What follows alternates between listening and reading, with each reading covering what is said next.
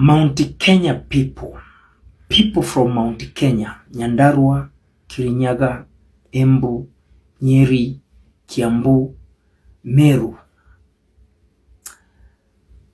Nisikize sana kwa makini. Mount Kenya people, listen to this clip and share ifike kila mahali. Na nikiongea hii sina ukabila yoyote. In any case, I'm not from Mount Kenya. But listen to this clip. It's important. And let every cousin from Mount Kenya listen to this. Be very, very careful. Be very, very vigilant.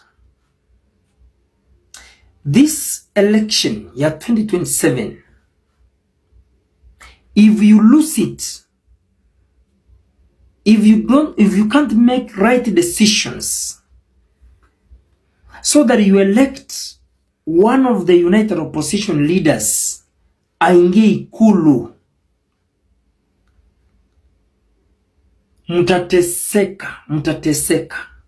mtateseka.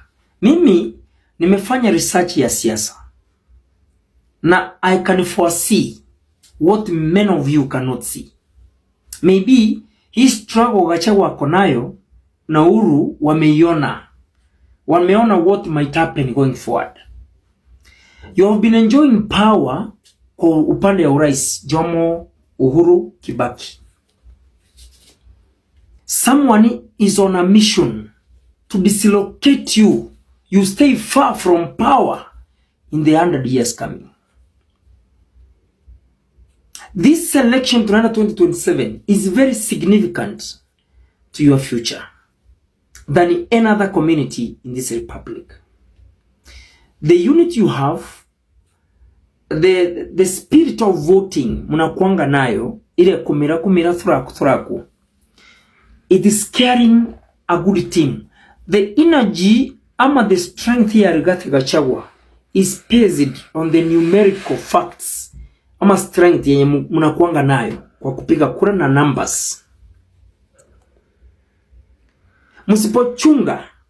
That's why I caution people. That's why you see also at some point Gachagua is bitter with people like Kimani Ichung'wah, with the people like Alice Ng'ang'a, with the people like Sabina Chege, because they cannot see the future of Mount Kenya. Anybody away who is not obeying Uhuru ama Gachagua is the enemy of the future of Mount Kenya people.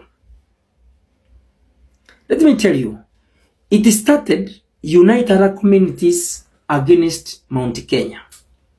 It didn't work because we felt across the board that Ruto has failed the nation. Wakajaribu kumwekea Rigathi Gachagua eti ni mkabila, wakajaribu kuweka eti Wakikuyu mbona wanakasirika wakati jamii nyingine imepata kiti cha urais, wakapata that card is not working, the tribal card is not working. Hiyo imesaidia nyinyi sana. Lakini nisione mtu kutoka Mount Kenya ukiwa nje ya Uhuru ama nje ya Rigiji. Many of you may not see, but there is a big plan ya kuwaweka kando na power in the next 100 years. So kaini wairefu, wajanja na mjue. Ndio mjitokeza kwa wingi. You put your votes in one basket kwa united opposition. You secure your future. The whole target, wakipata mamlaka second term, mtajua mjui. Na mimi nawaambia hapa sababu, you know, you have been controlling the power of this country, the position of presidency, even the economic strength. So, for the current regime to continue leading, they have to dislocate you. So don't allow yourself to be dislocated. Nimewambia mapema, shika yo, share, and let every Kikuyu get this message. Na hiyo nawambia in good faith. If one of the united opposition gets power in 2027, Mount Kenya people will really suffer. That's why Uhuru and Gachagua reunited because they foresaw the future.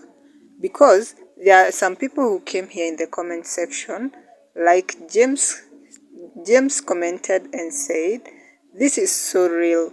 May you back up that." And then there is Jane. She commented and said, "Where is Kalonzo? Arienda wapi leo? Thank you, God bless you. We have already seen, most of us have seen it. We were having this discussion just the other day with my chama." And then she commented and said, "Please tell Matiang'i asijifiche sana. We need to pray more and God will order our steps." There is Zavi Zara also commented and said, "Mlima tunawekanga Mungu mbele, sio nguvu zetu. We love Matiang'i but he's not available. Amejificha.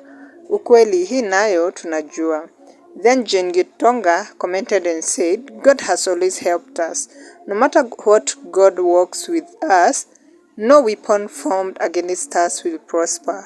God is our strength."